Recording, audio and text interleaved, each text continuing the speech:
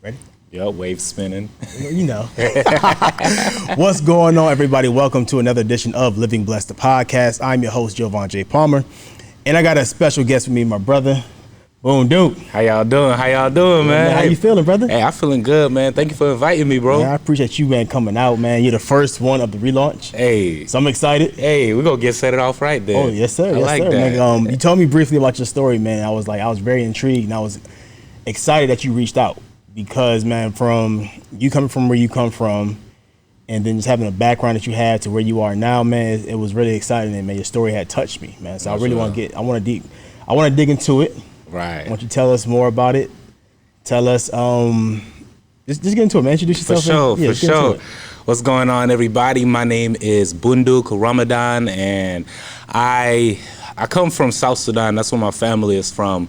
And the crazy thing about the story is South Sudan used to just be one country, and before then there were two civil wars. One lasted 26 years and another one lasted 17 years. When was this? So this was back in the 1900s. Okay.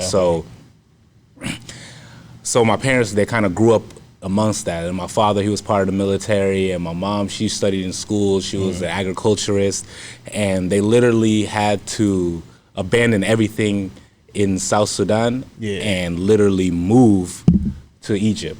Wow. So like everything from villages getting raided, man, you like hearing bombs flying from miles away towards your village, and you gotta duck under bunkers under your home, so for safety. And it's a lot of crazy stories and a lot of trauma from that. So but what was the cause of the wars, like the civil wars? Was it like government versus government, or was it like another country versus this country? Right. So essentially, what happened was we were colonized by the British. Sudan was colonized by the British and the Egyptians. Yeah, so they had their whole agenda because we got resources in our land. We got oil out there. We got fertile land.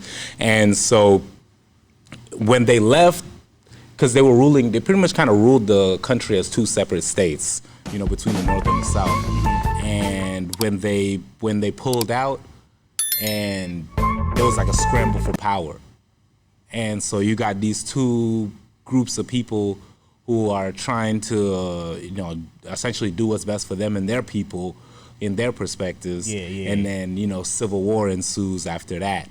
Wow. Yeah, man. So it's pretty deep. Man. That's a lot, man. And stuff going on till this day, like even after the country split, there's war amongst the Southern Sudanese now. And so like, we haven't even been able to celebrate our Independence Day. Like this year was our 10th anniversary of independence, and like it's been year after year. The celebration back home has been canceled because of the turmoil and all of that. So, but thankfully my parents were able to escape that, and like people from my dad's colleagues of my dad's were killed, murdered, and he even thought that some people within his I guess, what would you call it, squadron, or thought that he was dead, throughout the war, but he was able to escape and make it out. I remember my dad told me that. I was like, what? They thought your dad was dead. That was wild. Yeah, because pretty much like everybody got wiped out,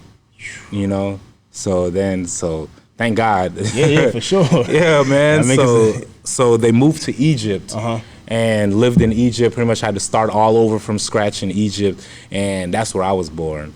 In Egypt? I was born in Cairo, Egypt. Okay. So that's like slightly northwest of South Sudan. Okay. So they moved out there. I was born in Egypt, but when I was born, I was so huge. I was literally a 13-pound baby.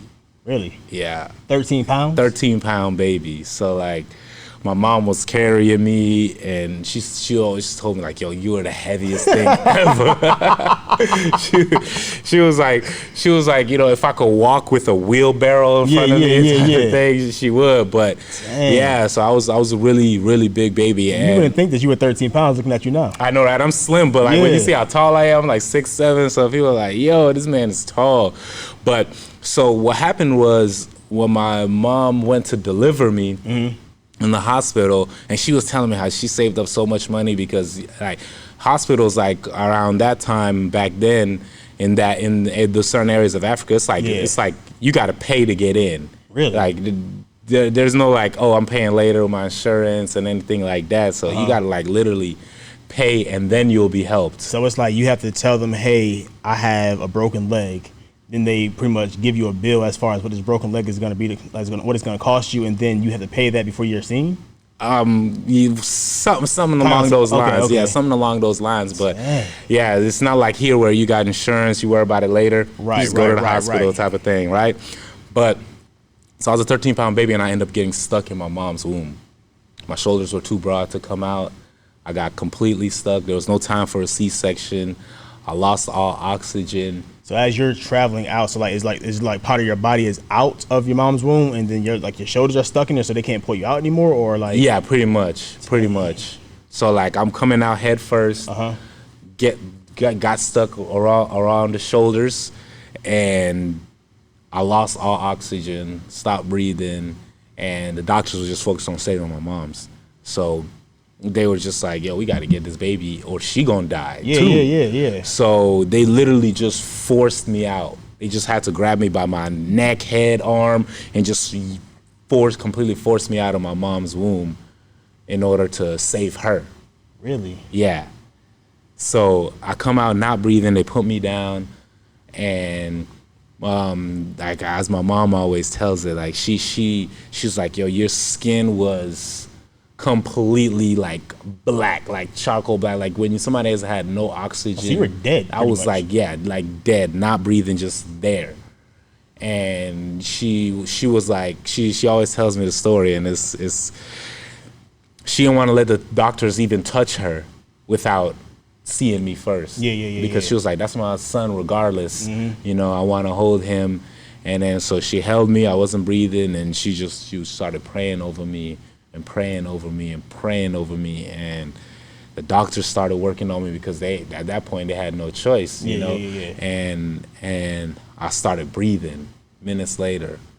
Wow. Yeah, which is crazy, but that's why I always, you know, thank God for every single day that I have, every breath I'm able to take.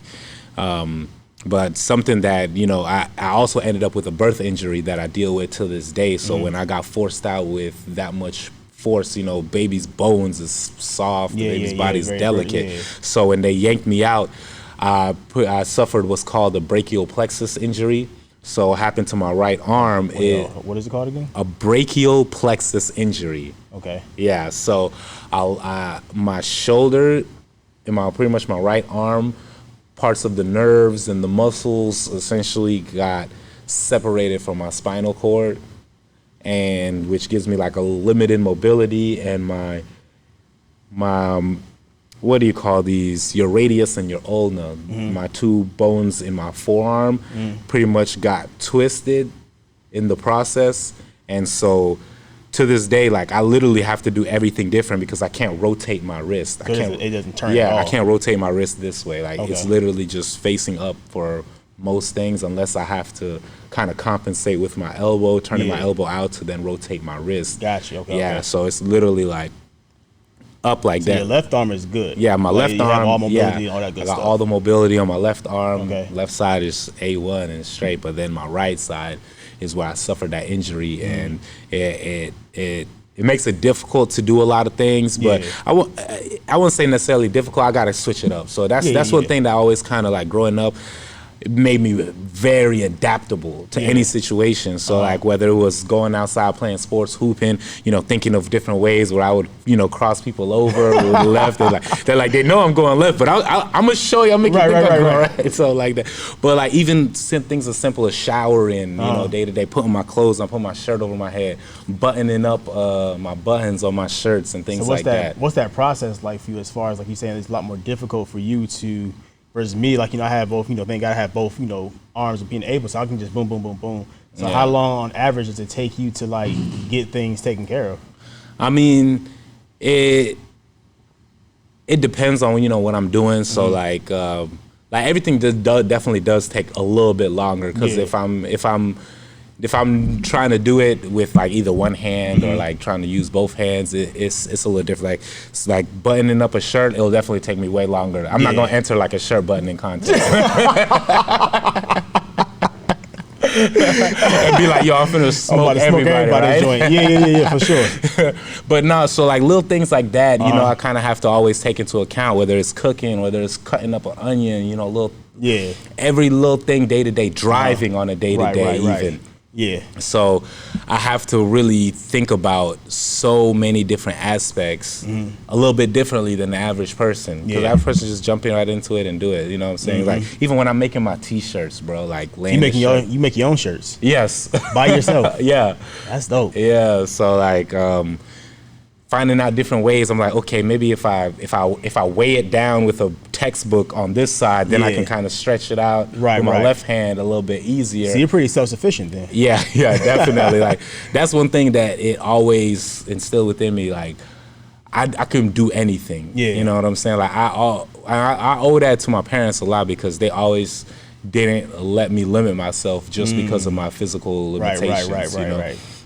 It wasn't like, I mean, maybe like, okay, they'd be like, yo, don't play football. Yeah. Little things you can't do. You know, said I tried out for the team. I made the cut and all. Really? You know what I'm saying? They were like, yo, and the doctor was like, yeah, you probably shouldn't play football. So had you had played football, like what were the possible injuries or something that you could have like sustained or something like that? I mean, shoot, probably the same type of injury as anybody else, but I guess it's just because, you know, over time, from me not being able to rotate my arm and use it to its full capacity, my muscles are a lot weaker than they are in this arm. So, you know, in football, you really gotta have that level of strength to be able to use both arms, catch the ball, tackle people, etc. But, you know, so that was just one thing. But I ended up getting into soccer. I ain't gonna lie. Yeah, I'm 6'7", so I had long legs. I ended up playing a lot of soccer in middle school and high school and stuff. Word. So, but yeah, like I said, man, with coming up like that, it's been quite a journey. And it's also something that a lot of people don't fully understand, and some people don't even notice. You know, when they meet me, like I'll shake their hands and all. You know, I'll shake everybody with my right hand and all of that. Yeah, and like some people just straight up don't notice, or they'll meet me like they'll be like our 4th, 5th time meeting. They'll be like, "Yo, is your arm straight?" I'm like, "Bruh, when that happened?" Yeah, I'm like, "No, man." So then I tell them the story. But you know, once I tell people the story, they're taken back by that. Yeah, I mean, it's a dope story, and the fact that, you know, you say you're 13 pounds coming out your mom's womb, then you just get stuck. In reality, you die. Right. You're on the table, black as, you know, as your mom described you to be, and at that moment, like, you know, what's going through your mom's head? You know, what is she thinking? And she, like, you know, you're saying she goes straight into prayer and everything like that, but what's going on in her mind at that moment when she's really like, you know, my baby's not breathing?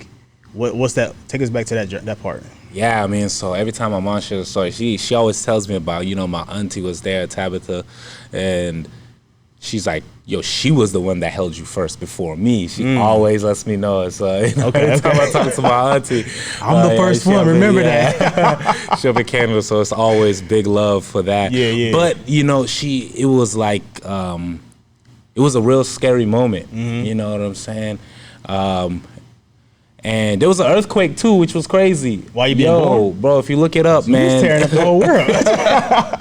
Bro, it was crazy because, you know, my whole life, my mom always told me, oh, there was an earthquake. It wasn't until like last year I was like, let me Google this earthquake. Yeah, you know, and I Google it, and it's literally like hours after my birth, and it was one of the most deadliest earthquakes in Cairo, Egypt. It's like killed hundreds of people, injured thousands, displaced thousands more. And I was like, yo. So you're coming into life and people out here dying. Yo, crazy. Wow. Crazy just to know that. And I'm just like, whoa, did I break the earth open with my birth? Yeah. What's God trying to tell me? Right. But nah, man, for my mom, it was really like, and she's one of the most resilient people. Gotta be. She's one of the most resilient people. So like for her immediate answer for a lot of things is, you know, pray about it, set your plan, make your goals, and attack those, and all those will come together. And that's what she always puts me on and tells me, because in that moment, she felt like, you know, lost, afraid, you know, the anxiety that you have, you know, the flashbacks that you think of, you know, months and days of carrying a baby this big too. It's like, yo, I put in all this heavy lifting. Right. And this joker trying to piece me out? Nah, this ain't happening. Yeah, and it's like, you know, it's like, and, you know, being her son, she was like, yo, I have to do something. And like, to the point where she was just like, no, y'all doctor's not finna touch me right now. Like, the doctor's not about to touch me. I want my son. And that was like her only thought. And then she prayed over me, man. And that's how she felt in that moment. Shoot, I need to she need to come on this podcast and tell this story.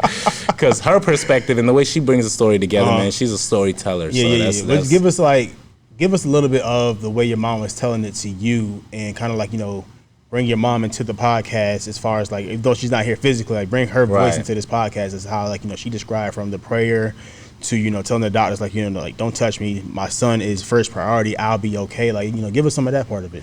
Yeah, I mean, so with that part, you know, through my mom, so like, let's say I was literally in the situation in my mom's shoes right now. It's like, she literally just pushed me out. But she said like consciousness fading in and out, and then put my hands over my belly, and I don't feel much. And so the first thing that goes in my head is, oh, so my son was born. Bring my son to me. What do you mean, no? Yeah. And it's like, no, bring my son to me. No, don't get away from me. Bring me my son. I want my son. I just gave birth. That's the first thing typically what happens. They, you know, bring the child to the mom, and you know, for that connection piece to happen. Exactly. And for her, it was like, I just want my son. And then as she held me, and she was just like in shock, because she was like, it was just like shock, like, oh my God, your skin is as black as charcoal. Wow. From a lack of oxygen. And then, but through that, you know, tears start flowing, the reality of the moment starts settling in, and she's just holding me, and I'm just like praying. She's like, I'm just rocking back and forth, praying, oh Lord, don't let this happen. But we speak Arabic. We grew up speaking Arabic. So she's speaking in Arabic in our home language. So she's just like holding me, rocking back and forth, holding me, praying. Please God, don't let this be it. Please bring some life into my son. He's not moving, but I know God, you've always had my back through so many different circumstances, so many different obstacles and struggles, from escaping a civil war where people are getting murdered, killed on a daily, to making it out here to Egypt, being able to start all over, get back up on my feet, and now be able to continue my family. Please, God, don't let this be it. Wow. I felt that, man. Yeah. And, wow. Bruh, when I tell you, man, that's one thing I'm never gonna forget. That's one thing that's just, every morning I wake up, I'm just like, yo, I take a deep breath. I'm like, we breathing. And yeah, for y'all who's out there watching this, you know, if you're blessed to have 2 working arms, 2 working legs, a working mind, even if you don't have that much, you're blessed to be able to hear this. You're blessed to be able to experience life at this very moment. So always be grateful and lead with gratitude in regards to that. Whether you believe in God or not, I believe in God. I ain't trying to push my beliefs on nobody, but hey, you gotta be thankful for something out here. Definitely. Gotta be thankful for something. Yeah. So you start breathing again on the table with moms, and what's that reaction like? The reaction is literally ecstatic. The way I imagine it is like a small hospital room celebration. They're just like, oh my God. But you know, it's still that scary moment. Very scary. Because it's like I'm not moving my arm and stuff like that. They're just catching you. You're just breathing pretty much. Yeah, exactly. And no movement, but just, they just know there's breath in your body. We got a heartbeat. Exactly. But we don't know about his, his legs, his arms, everything like that. Exactly. And so my mom said, over time, over the next period, a few days or whatever, I started moving my fingers a little bit on my right arm. I started moving my fingers, and then from there, they thought nothing was wrong with me at that moment, at that time, because it's like, oh, okay, he's back, he's moving around and things like that. They didn't know that I actually had this brachial plexus injury. So that was something that I kind of like literally in the foundation years of my life just went along with, essentially. Right. I don't really have all those memories, but I'm like, yo, back when I was one, bro, I tell you, I was mean with the one-handed bottle hold. But nah, so yeah, just based off of that, I ended up growing up. And then once they began to notice, oh, he's not moving his arm as much, they started, doing little things, trying to, pin my arm in certain ways where I would have to use my right arm I can, have that gravity against it to be able to have to raise my arm and move it for certain things. And so over time, they would put me through those types of exercises and things of that nature. And then when I was 2 years old, we moved to Jacksonville, Florida. So you left from Egypt to Jacksonville, Florida. Yeah. What was the reason for the move? So, my parents, their goal was to bring us to the United States where, we have a better opportunity through education, just better opportunity for life in general. And that was another whole sacrifice because they had to literally drop everything, come to America, and then start all over. Start all over again. For the second time. For the second time. So, and the terrible part is when you leave your home country and you enter a new country, depending on however like the United States views the country that you're coming from, your credentials or your education is either just not qualified or qualified. You know what I'm saying? It's just like, oh, nope, the education and stuff not qualified. So, my parents literally had to start from scratch working odd end jobs, janitorial jobs, housekeeping jobs, things like that. And like literally we started from the bottom when we came to America. So it was like me and my 4 other siblings, by the way. I didn't even mention that. I'm not the oldest, I'm the second youngest. So I have 2 older brothers, I have 2 older sisters, 1 older brother and 1 younger brother. So 2 older sisters. 2 older sisters. An older brother, and a younger brother. So where do you fall in? So out of the 4, so I was the 4th. Okay. I'm the 4th out of the 5. Got you. Yeah. Okay. Yeah. So growing up, we always had a full house. You know what I'm saying? Interacting. There was plenty of people and siblings to interact with and get into trouble with, whatever. But just growing up in America throughout school, there's always those difficulties, whether it's you from Africa getting bullied, you know what I'm saying? People calling you a booty scratcher. I'm like, hold on, man, what is that even supposed to mean? You know to this day, I do not know what that means. To this day, I'm like, yo, everybody scratches. I would really like to know who came up with that joint. Yeah, I'm like, man. to this day, I don't know what that meant. And I know I've heard it, and I've probably said it a few times, but not towards Africans, but like just towards like my friends, like, yo, you're an African booty scratcher. Yeah. Just saying it just because it was like the thing to say at the time. But that's crazy. It's crazy. As African, you're a descendant of African, Africa, like literally born and raised, and to hear that as a child, like, how did that affect you anyway? Yeah, it made me mad, like especially growing up, man. I definitely I used to get mad, bro. I used to get mad. I used to want to fight people, all types of stuff. But and then people be thinking because of my arm I couldn't fight, so I felt like I had even something more to prove. So you got a point to prove. In the neighborhood. Did you get into any fights? Man, I used to get in fights in the neighborhood, on the bus, stuff like that. But overall, my parents always were very like, hey, you need to focus on school. You need to focus on what we brought you here for. We literally are working these jobs just to make sure we're able to make sure that you have a future. We're not here for nothing. Like, it was very mission oriented. For sure. It's like, all right, this is the mission we're embarking on. And my dad coming from the military, like, that's like, that's a you turn it down. You had to study, had to bring them grades, and so like, man, I was like in grade school, man, I was making like all the A's. I was like making A's all the time. That was my, like, I had to make A's. I used to feel bad if I got a B. I remember one time. Dang. I remember one time in elementary school, I had got a C on a progress report, and I was like, man, I can't bring this progress report home. I was like, I can't bring this home. You different, because I got a C. I was excited.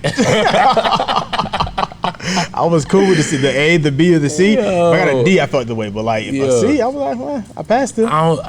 Like looking back, I'm like, bro, I was overreacting. I mean, but I feel like it probably like it's that sense of excellence that was kind of like, yo, come on, you're an A you held student. yourself to a standard. Now. You're an A student. Don't play yourself like you're a B student. You're definitely not a C student. You get a B, it's like, come on, this B could be an A. Right. Right. So it was like less of like a you need to do this, you need to do that, but more like what's going on? You're capable of making an A. You know what I'm saying? So when I got that C on the progress report, man, I hid that progress report. For how long? Man, for like a good week or so. Yeah. And my pops was like, where's the progress report? Where? I was like, yo, I don't know where it is. I think it's at school, whatever. And then he caught me in the lie. He found it. Dang, where you hiding it at? Man, I probably messed around, had it in my backpack, and he looked in my backpack, and I had it in there. And I'll never forget, I got a whooping that day, man. And it wasn't for the C. It was for the lying. Because you lied to It wasn't for no C. They don't care less about the C, but it's the fact that you lied to me and like you about to get this work. Yeah, man, and I got that work, and man, and like after that, that was one big lesson I learned from my dad about lying. I was like, man, can't be lying out here. Can't be lying out here. Word. So you're here in the States now. Yeah. Growing up with 4 siblings. Yeah. How was I know you mentioned how that affected you being born was traumatizing. Like, is there any anything like to this day that you kind of still deal with from the traumatizing fact that you almost didn't make it to now? I mean, yeah, absolutely. Like right now, so I run my marketing company right now, Duke State Media, right? So like when I'm typing with one hand. Like little things like that, and I'm going back and forth between the mouse and the keyboard whenever I'm doing anything. So even when it comes down to setting up a Zoom call, everything, like, it literally affects every aspect of my life, whether it's the position of how I'm finna lay down to go to sleep or something like that, or the way I'm about to pick up my backpack and so that literally it's second nature, because like to me it's like just part of who I am. So I don't sometimes I don't even look at it like I'm overcoming something. Sometimes I just look at it as it's normal, because that's what's normal to me, normal to my life. So it's your norm. Exactly. But it's definitely something that affected me throughout grade school, and just interacting with people. Like I was saying earlier, people don't understand. Like people were confused, and the lack of knowledge. And then kids are cool. Kids they gonna make fun of you for everything. Right. So I definitely dealt with all of that. I dealt with the bullying, dealt with the name calling. So I'm kind of like past that. Yeah. You know what I'm saying? Somebody tries to say something negative about me, it don't even. It's old. It's old. It don't hurt me. Whether. Word.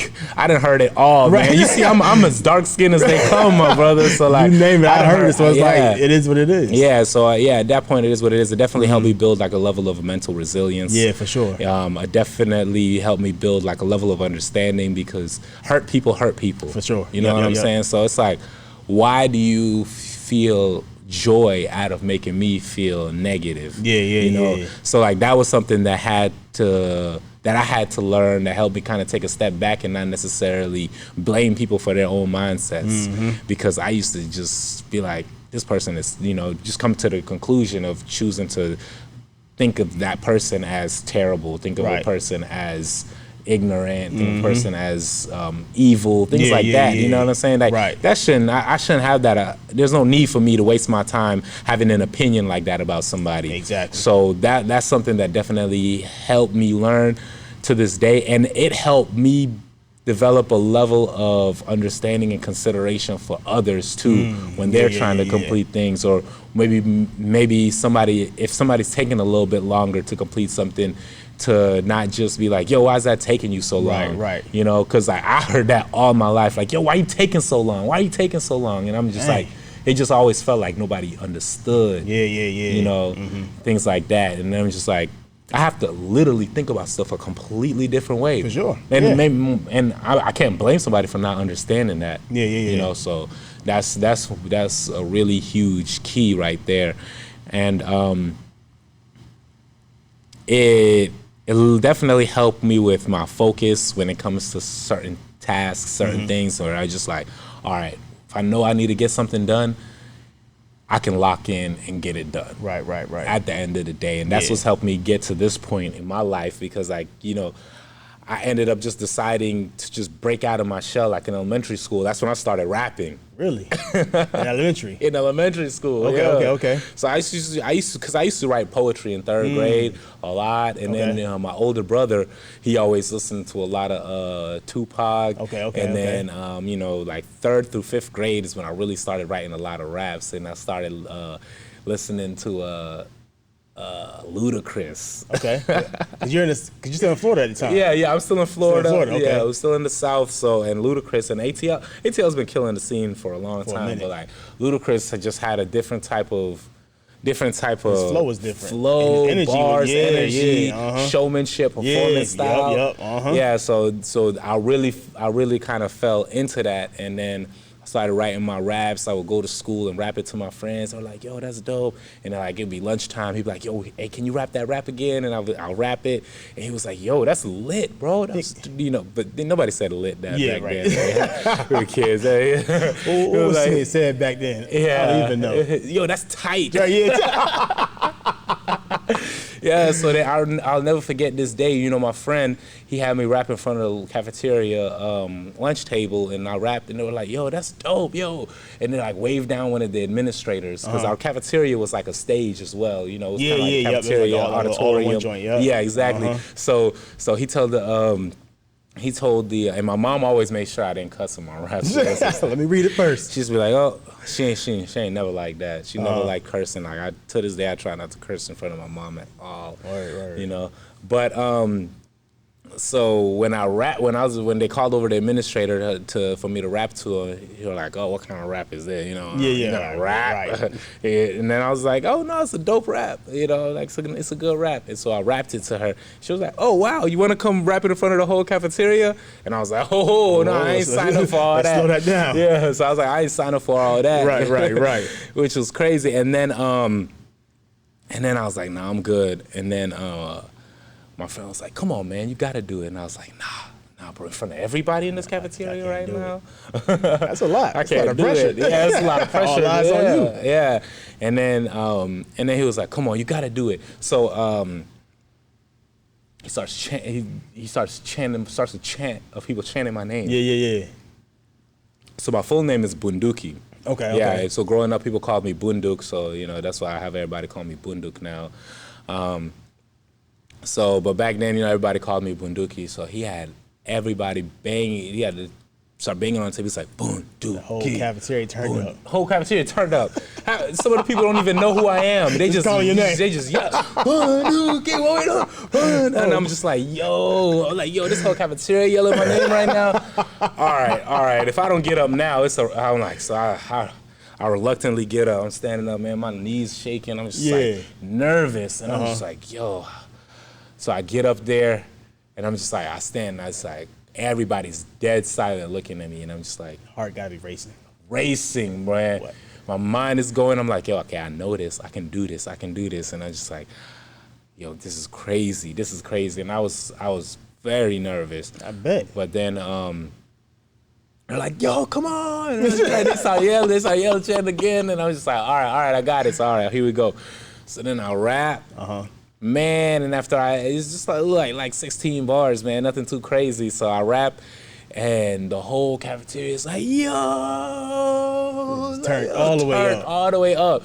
And it was that moment where I realized, you know, it doesn't matter about how you look. It doesn't matter about who you are. If you can deliver something to people, facts, impact them, give them that type of feeling like that. I was like, yo, I could give people that feeling. Yeah. You know, I didn't conceptualize it to the point where I'm thinking today. Yeah. But like back then I think I was 12 years old or 10 years old. I don't even remember however old you are in 5th grade. But I was like, yo, I could give people this feeling. Like it became addicting. And I was like, yo, something that I created, I made this. And I can impact people. Yeah. Man, after that, bro, it really helped me develop a sense of confidence because, like, I always struggled with my confidence early on.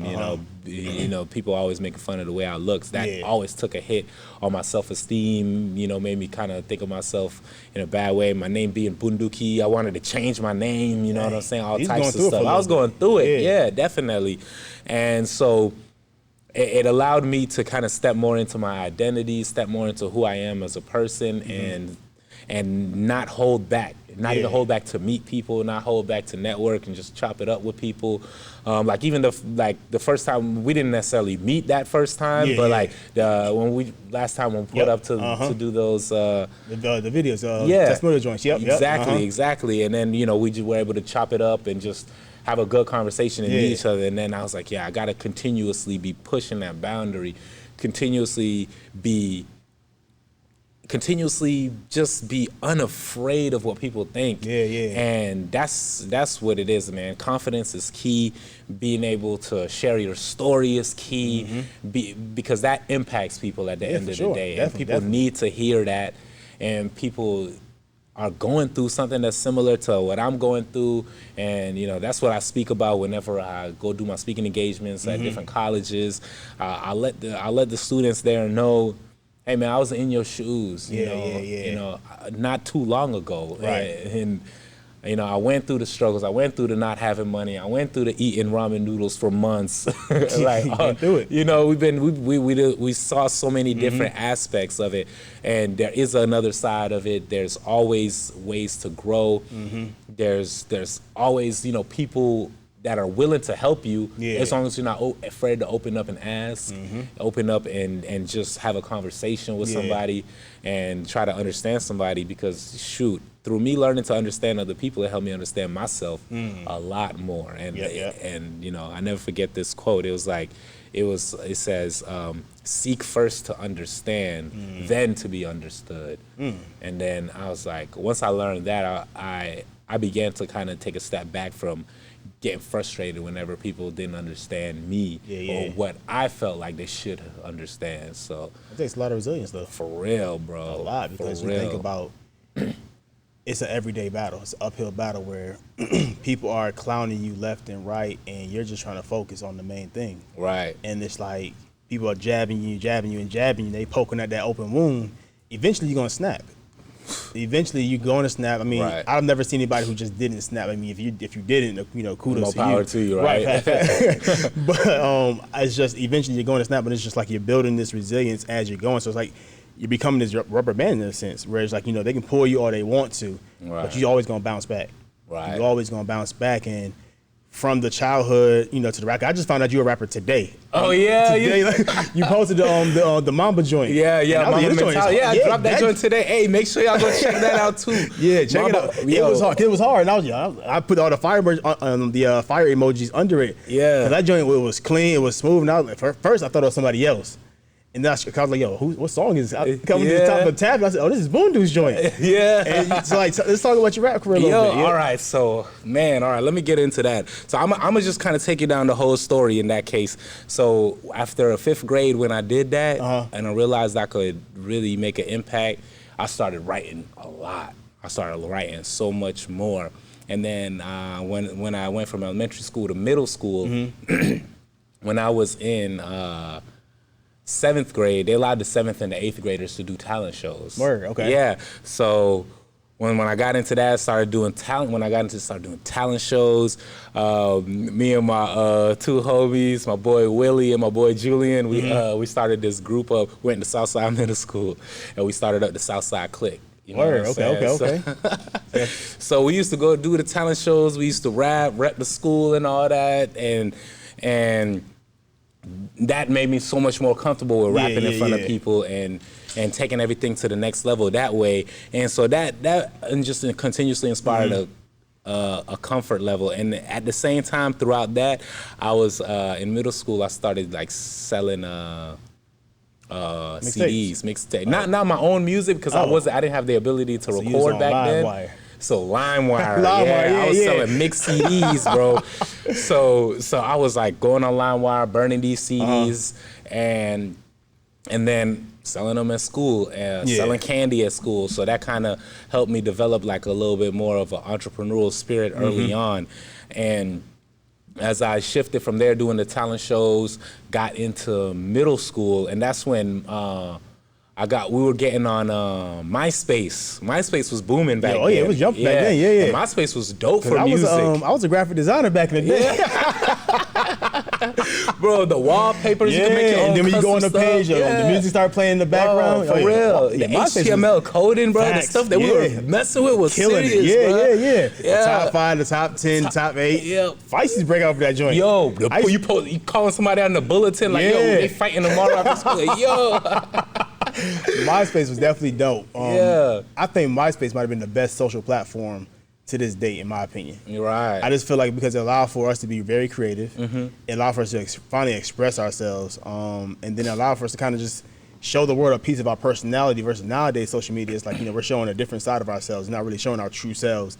It's like it's what the world wants to see versus what we want the world to see. Exactly, so I think, the MySpace days, like the kids nowadays, they're missing out on MySpace. Exactly, bro. MySpace, that's around when MySpace was popping, and iPod Touches. Yeah, so iPod Touches were booming, right? And then so I got this, like, I couldn't afford no iPod Touch, but my friend was selling this MP3 player? Little MP3 player for like $30. I was like, yo, let me get that. It was a Samsung touch screen. I was like, yo, this is it. $30, I'll take that. Shoot, $30 back then is probably way more than what it is today, man. $30, that's lunch. But so I copped this MP3 player, right? This was when I was in in high school. So I was in 9th grade. And I was like, you know what? Shoot. I was going through the MP3 player, and I had like a mic recording aspect of it, because like back in like elementary school and middle school, you know how you have the cassette tapes. I put the cassette in there, rap in there, or like I'll beatbox into it and then use it to play my beats and perform for other people. Audio engineer, low key, bro, low key. He's doing it all. So like little stuff like that, and then me and my younger brother started getting into rapping too, and like he started rapping a little bit, so we would work on stuff together, and so basically from there, when I was in, fast forward back to high school in 9th grade, and I had that MP3 player. And so I would use that MP3 player, and I found out that I could download this free program on my computer. Downloaded this free program for audio editing. And so I would then use my phone. I had like a little Nokia type of phone. I'll put the beats on there, plug my phone, put it in my ear, be listening to the beats through my cell phone, play, hit the record button on the MP3 player, and go into my closet, close the door. You know, you know how the old speaker joints that used to have like a 5-disc CD changer in the crib, and they had the speakers, and I took the little foam part off the top of it and covered the MP3 player with it, and I'll use that to record. So that's how I record my audio, right? You're very innovative, Bro, to this day, when I think about it, I'm like, yo, I did so much just to record one track. Yeah. So I would record a track on the MP3 player and go back to the computer, plug the MP3 player into the computer, drag that audio file into the thing, drag the beat from my phone back into the computer, and then just have to sit there and line it up just so I know, like, okay, this is where the flow is. So I used to sit there and line it up, and I did a whole song off that. My first song, man, I used to rap under the name of Young Professor. Young Professor. Yeah. Where'd that name come from? Because I made all A's in school, right? And then like the first time, my cousin had took me to the studio because I was a good writer. So he took me to the studio because I was nice with the writing skills. So I would help him with writing. And then my sister was doing a little bit of rapping too. So I'm like, man, I'm writing verses for everybody. I'm nice with it, right? So I'm writing verses, and I get in there, and then the engineer, he was like, we get in on a freestyle track. So like, I got into heavy into freestyling. After Wildin' Out came out in middle school, I got heavy into freestyling, and so when I went in there, I just freestyled in one take. I freestyled a verse on one of the tracks that my cousin was like, yo, you might as well hop in on it. And then I started rapping and then killed that freestyle. And he was like, yo, like, man, where you learn how to rap like that? I was like, bro, you know, I watched Wildin' Out. I seen them doing the wild style. So, and I seen Eminem, 8 Mile. I started just reading the dictionary. And I started learning how to freestyle. You started reading the dictionary. Yup. Who would do that? Bro, it's crazy. I see why you get that name, Young Professor. Yeah, man. I would never pick up the dictionary to go try to write a poem. Yo, I got that same dictionary to this day, too. I had it since kindergarten. Dang. Yeah, bro. Crazy, bro. Like, man, it's so many embedded little stories in there. Like, I'm like taking you all over the place, but it was you good. With that specific dictionary though. The funny thing is, like, I remember my dad gave me $20 in kindergarten for the book fair. Yeah. And I was going in around the book fair. I'm like looking at all these books. I'm like, yo, what can I get that's dope? And I'm like, yo. And I look and I see the dictionary. The dictionary was a thick book too. I was like, yo, I'm getting the biggest book in here, yo. This is how you know you're academic, because the fact that you're a rapper, but you're still academic at the same time. And most kids, like I said, you be picking up like comic books or like, you know, like stories. Yeah, like but I was looking at stuff like underpants. I was like, you know, yo. just the little silly stuff. And then the fact that, you know, you decide to pick up a dictionary to help improve your writing skills is amazing to me. Yeah. Because nobody, like I said, I definitely would have picked up a dictionary. Right. When I think about it, I was like, yo, I was 5 years old when that happened. Yeah. And I decided to get a dictionary for some reason. And man, honestly, bro, like that definitely helped me build my vocabulary as far as rapping, as far as, you know, just conversation wise in total. Like I used to just flip the dictionary open, and whatever page I land on, I'll just try to freestyle down that whole page with all the words, no matter what word, as crazy as that word was. So I would do that. You know what?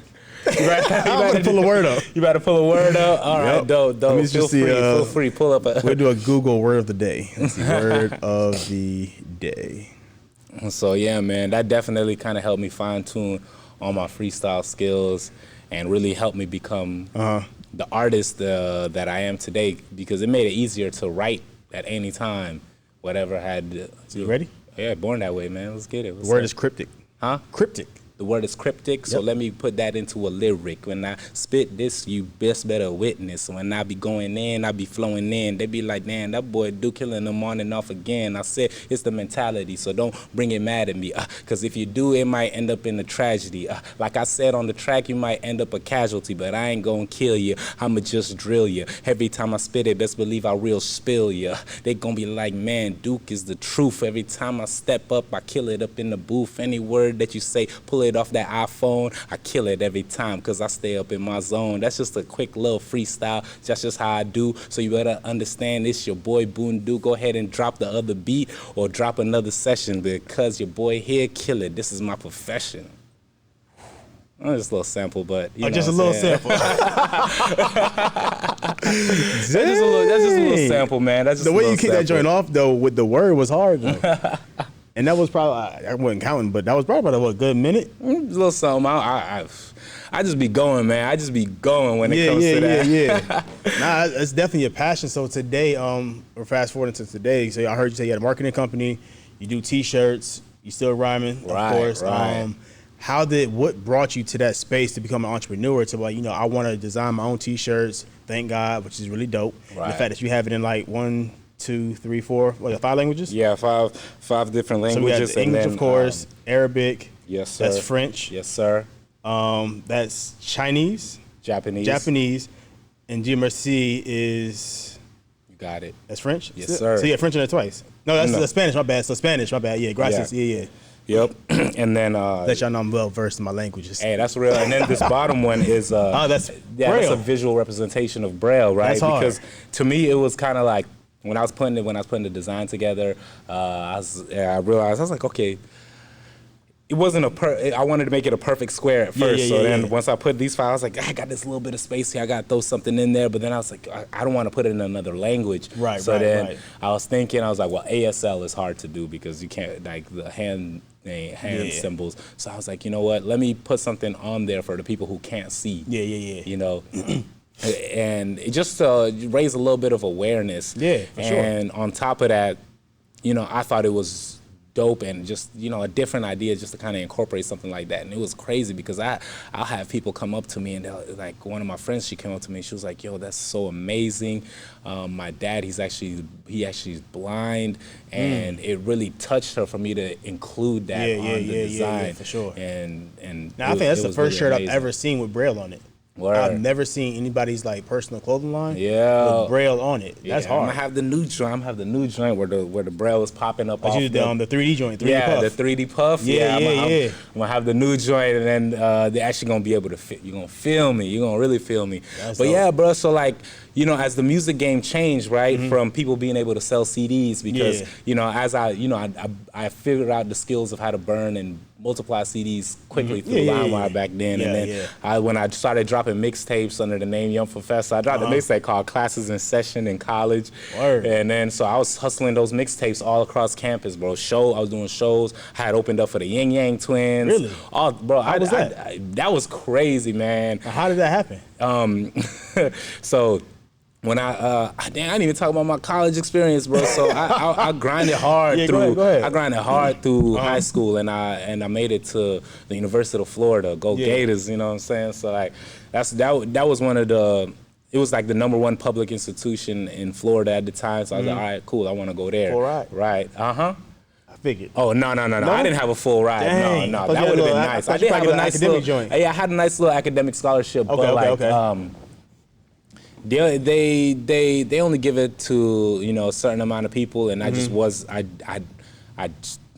I don't know, might have slipped through the cracks or whatever. But I did have offers for a full ride to other schools, but I decided not to take them because I felt like I would have the most fun and get the best education at the University of Florida. And shoot, when I got there, I had a blast. So I bet it was dope. It was dope because I would started go back to college any day. Yeah, man. Started doing my music and then selling my mixtapes.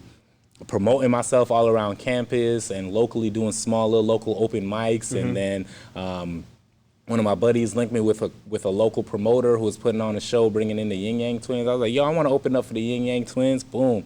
So then I went and met with him. I told him, yo, I'm doing all this music, and I'm starting a nice little movement on campus. And he was like, oh, okay, that's what's up, man. Can you sell some tickets? I was like, yeah, of course I can sell tickets. Yeah. But I ended up selling 75 tickets, bro. Crazy. I ended up selling 75 tickets because it was my first show too. I was like, yo, it's my first show. Y'all gotta be out there, man. I'm doing a full 30-minute set. I just dropped the mixtape. I'm selling CDs left and right. So I go there, kill the show.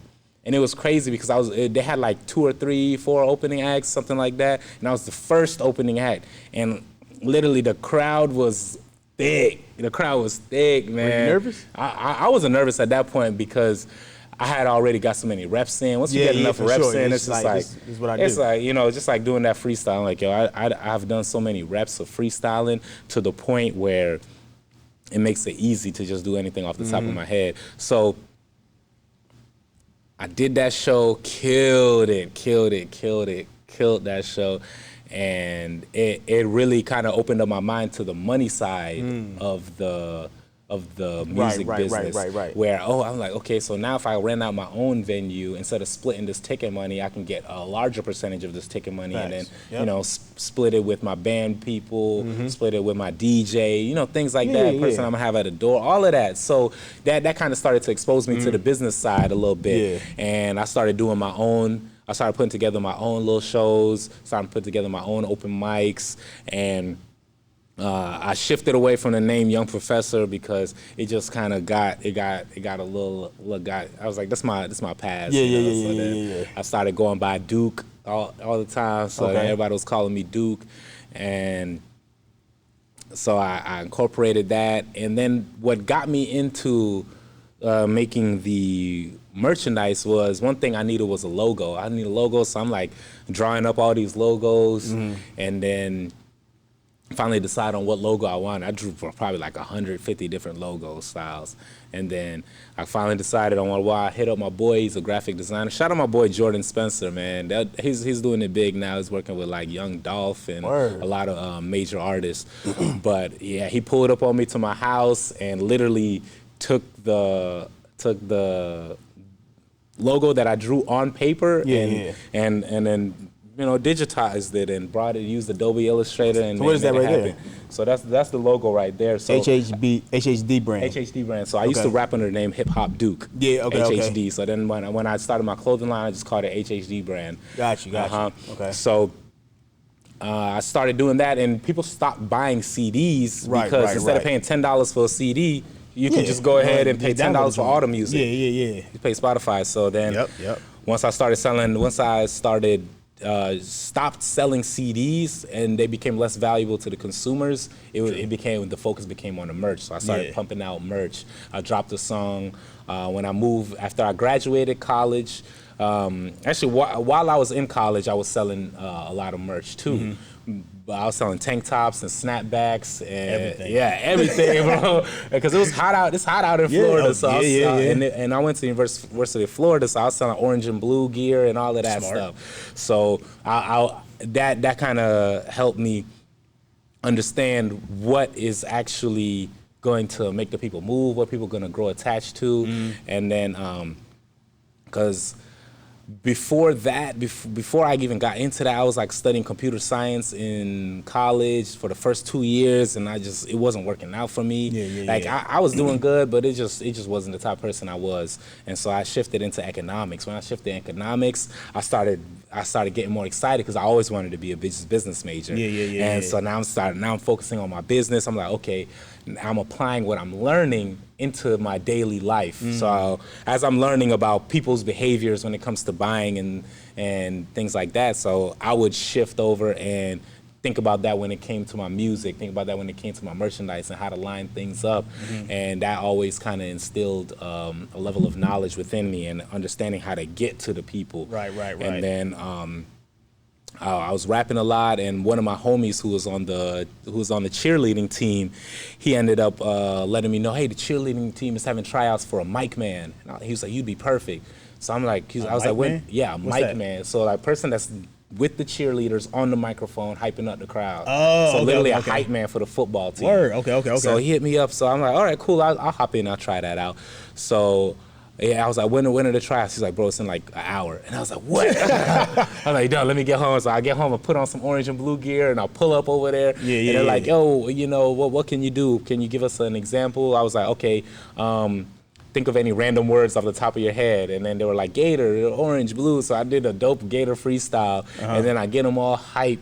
And they were like, yo, can you give me an example of how you can do a cheer? And then like I did a couple like of the general cheers, Gator, stuff like that. I'm a hype individual. So they loved it, and now I became the mic man, hype man for the football team. So every football game, I'll be out there on the field in front of 90,000 people.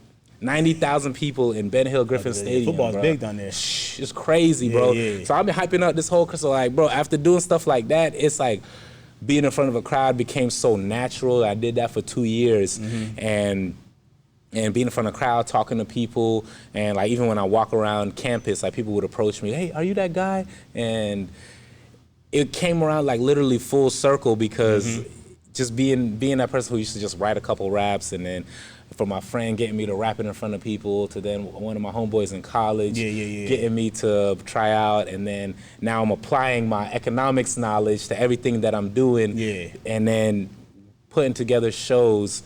Graduated with my economics degree, had all these job offers in Florida, decided to turn them all down. They was trying to offer me like $60,000. I was like, man, I'm okay. Yeah, straight out of college. That's good money. I was like, yo, that's good money. Yeah, straight out of college. I was like, yo, what? If it's here now, it's gonna be here in the future. Of course. So I was like, you know, I want to chase my dreams, man, because I turned down all those because I wanted to move to Atlanta and work on music. That was my main goal, and so. Ended up dropping everything. My sister was living out in Decatur. I hit her up, and shout out to Selwa, man. I love you. I was like, yo, can I come sleep on your couch and work on some work until I figure it out? And she was like, all right, cool. So I got there. Got out here to Atlanta. Still ended up going into corporate because got to get some money. Bills got to get paid. Bills got to get paid. Yeah. Started working for SunTrust Bank, and then I was like, yo, I need $200 to start up to start up some new hats and stuff. It was these hats right here. Okay. Yeah, with my logo on it. And so she fronted me that $200. Made the hats, flipped the hats, gave her money back with interest. Hey, you're a good one. So then I started to see, I was like, okay, so now I'm going to these open mics and I'm meeting different promoters, start putting together my own open mics and charging people at the door and selling merch on top of it. And then, man, just over time, man, it really just helped me build that mindset around marketing and how to really put yourself in front of people and how to really demonstrate the idea. So like I dropped a song called Thank God. I put Thank God on the t-shirts, and in order to reach more people, I'm like, okay, maybe I can go ahead and incorporate these different languages, have a wider reach, and have it be more eye-catching when people see it. So that's another example, and then that all ties back together with my story of how I was born and came back to life. So I'm like, yo, make sure you thank God every single day. Tying everything together. And that's the most important thing that I learned when it came to marketing. Yeah, and then, but I was working corporate, man. I worked the job for like a year and a half at the bank. Left there because I was selling people stuff they didn't really need. And then I shifted from that and got into sales. So I was doing telemarketing sales, calling up businesses, selling them software, technology, and stuff like that. Ended up getting let go from that job. They cut their sales team short, cut their sales team down. Found another job. They cut their sales team down. So now I'm like, you know what? I can't get back into that. And I ended up freeing myself through Airbnb. It was crazy because the first time I started doing Airbnb, it was me and my old roommate, my boy Moza, and then we started doing Airbnb. The landlord found out we were renting out one of the rooms. So she ended up terminating our lease, and that was like, we had to leave on the spot. We had to just find different places to live, and so that was the same exact week that I lost my job. So I lost my job. Lost your job, lost your crib, lost your additional income. Right. Dang. Yep. So then, dang. So like at the same time, though, I was interning at the studio. So I'll be at the studio. Studio's open 24/7. So I'll pop in. I'll be like chilling at the studio all day. Pop out, chill at my sister's crib for a little bit, chill at my homie's crib for a little bit, and then I used to sleep in the car some nights too, bro. Since you were homeless for a little while. So it was tough, but it was a character building experience because I knew in my heart, I was like, yo, this ain't the end of the road. This ain't the end of the road. And then after that, I ended up getting into running a moving company because one of my homeboys was running a moving company, and he was like, yo, I could pay you $15 an hour and you get paid same day. I was like, what? Bet. I'm out there. Let's do it. Yeah, so I was out there making money, and I was like, yo, this is what the bank was paying me, and it was taking taxes. You getting this straight cash. Right, and I'm getting straight cash. And so I'm stacking up. So then I went to go try to get a crib, and they were like, we want to see your pay stubs. You ain't got it. So I'm like, dang, now I gotta go get a Valuable job. lesson. Cash on hand ain't always good. Yo, yeah. So I'm like, now I gotta go get a job. Yeah. Dang. At least hurting. I'm hurting, but I'm like, you know what? I know I'm only gonna need the job for like 3 to 6 months. Yeah, you know, I'll be able to stack up on top of that while still running the moving joint. Okay. Okay. And it was crazy because around that time, that's when I got with my girl. Yeah. Yeah. Girl that you with today? Yes. Word. Okay. Yeah. So. What'd you move? You met her at a moving spot or at the job? No. So I met her when I first moved out to Atlanta when I was shooting a music video. Okay. Yeah. So that's how we met. Word. And then literally the week that I got let go from my job and that I got terminated, my lease got terminated at the house we was renting. That's when we started talking a little bit more. It was just crazy. Cause I was like, dang, we just started talking. Now all of this is falling apart, right? But she held me down. Word. Okay. She held me down, and it really, and you know, provided, you know, everybody needs that mental emotional support. Cause I wasn't finna tell my mom what I was going through, cause she would have been like, hey, you better move back and go get the job that you should have been got. You wanted to move to Atlanta. Let's go. Right. So I was like, so I kept it under wraps. I wasn't really telling too many people. But now that I'm at the point that I am now, I share the story relentlessly. Like, it's a triumph. It's a triumph. For sure. I mean, it's just like you want to just kind of have a sense of independence and trying to just kind of figure out your own way and figure it out for yourself. And if you have the other opinions, like, you know, your parents, your friends influencing, you know, the decision that you want to make, you don't always make the right decision for yourself. Right. And at the end of the day, it's like you have to live with the consequences of what you decided not to do or what you decide to do. Exactly. I commend you for that. Thank you, I definitely bro. commend you for that. Yeah, man. So that after that, it just really taught me a lot, man, and it really made me appreciate my girl and love her so much because it was just like she didn't care about the money. She didn't care about it. She cared about who I was as a person. I mean, also at the same time, she knew what I was capable of because I had my own crib, my own wheel, all that stuff. So she knew, like, it's just a down phase, you know? And but still, for someone to support you and look out for you and still hold you down throughout that time, I'm out. Yeah, easily. Yeah. And like I wouldn't have had no problem with it. And I would have been like, I would have understood because I was just like, yo, so I ain't got nothing going right now. I ain't got nothing for you. But you know, I was still working with the moving company, getting money, and then I ended up having to go get a job so I could prove my pay stubs and get a crib. So then I end up renting a crib with a couple extra bedrooms. Okay. So then jumping back into the Airbnb. Jump right back in the Airbnb, boy. I started running that play.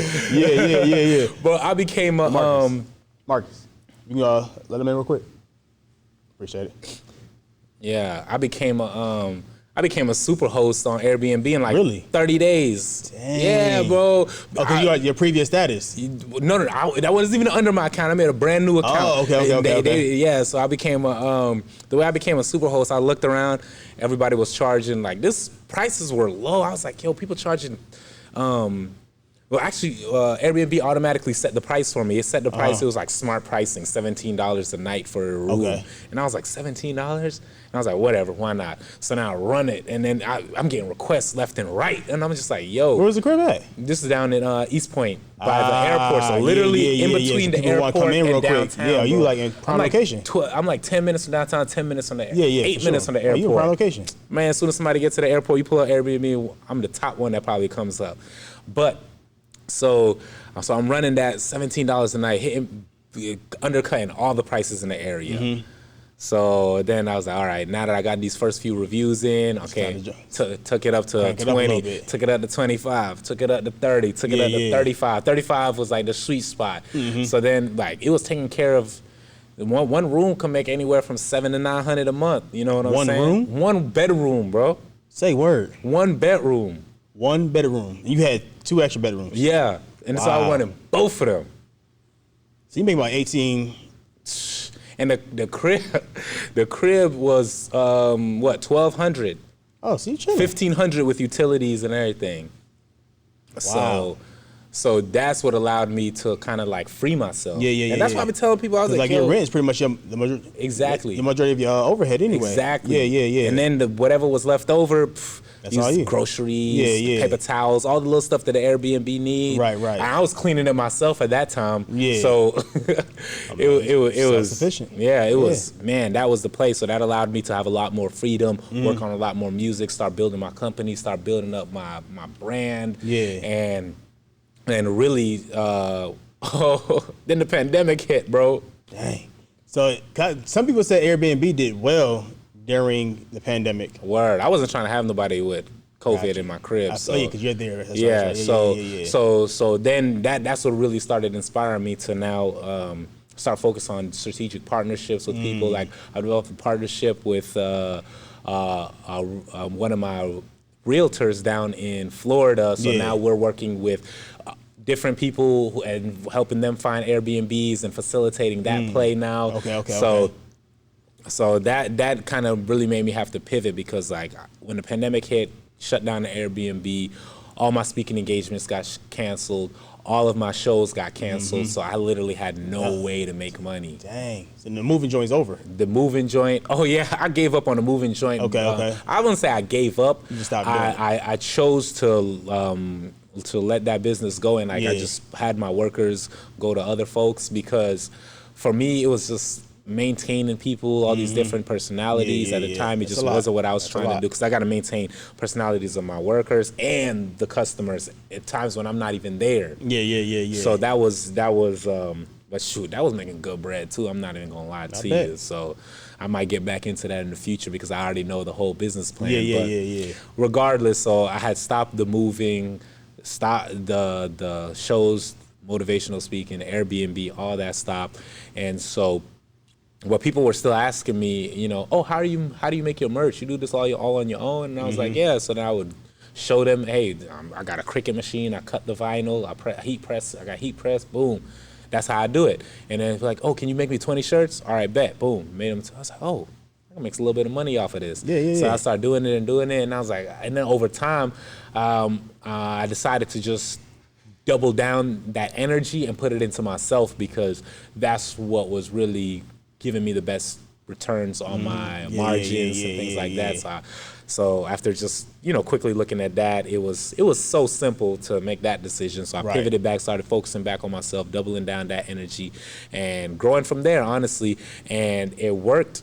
It worked out, because that's what led to me starting up the marketing company. Because I was like, hey, HHD brand marketing and consulting. That's what I called it at first. And so I would I would set up calls with people, tell them how to start up their own merchandise, tell them how to market their music, or tell them how to, best create your Instagram, set social media up. Little simple stuff that I learned along the way. Right. So then the way I really started going hard and full-fledged into Facebook ads and Instagram ads was focusing on project management and realizing that I had a network of people around me who knew so much, but they didn't have clients always coming into them. So I would tell people, hey, I do anything in regards to marketing, whether you need graphic design, video, photos, ads, whatever. And so I had the people in my network that would do that. So I ended up I was dropping off some merch at the post office. A guy handed a guy a business card.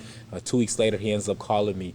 Hey man, I remember last time we spoke, you said you do marketing and you do music too. Do you do music marketing and Facebook ads? And I was like, oh yeah, I can definitely.